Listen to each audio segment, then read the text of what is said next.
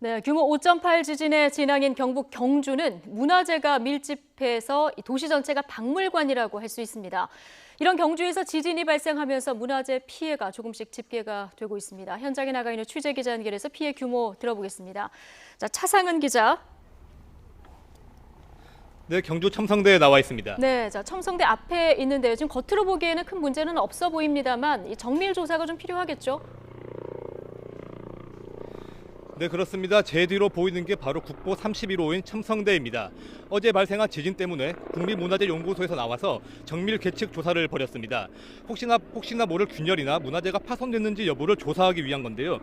겉으로 육안으로 보기에는 큰 문제가 없어 보이는 상태지만 이번 조사에서 오늘 오후쯤에는 정확한 계측 결과가 나올 것으로 보입니다. 겉으로는 별다른 이상이 없어 보이지만 지진의 영향을 받은 것으로 보입니다.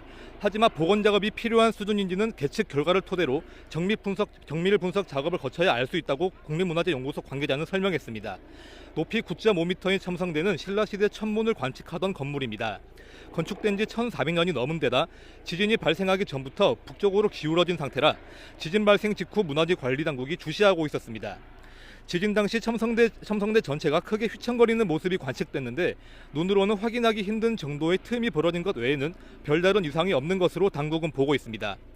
경북 경주는 첨성대 같은 국보급과 보물급 문화재가 밀집해 있어 도시 전체가 박물관과 다름없는 곳입니다. 이번 지진으로 도시가 흔들리면서 문화재 관리에도 비상이 걸렸습니다.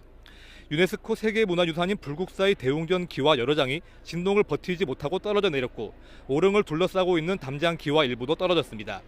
국보인 다보탑의 석재 난간 일부도 파손됐는데 이번 지진의 영향으로 추정된다고 조사단 관계자가 설명했습니다. 석굴암 진입로에서는 낙석이 발생해 긴급 복구가 이뤄졌지만 석굴암 내부가 지진으로 훼손되지는 않은 것으로 파악되고 있습니다. 지난 5월 복원된 불국사 석가탑도 다행히 별다른 피해가 없는 것으로 조사됐습니다. 국립문화재연구소는 이번 지진에 따른 문화재 피해 규모를 조사하고 있습니다. 지금까지 경주 첨성대에서 YTN 차상은입니다.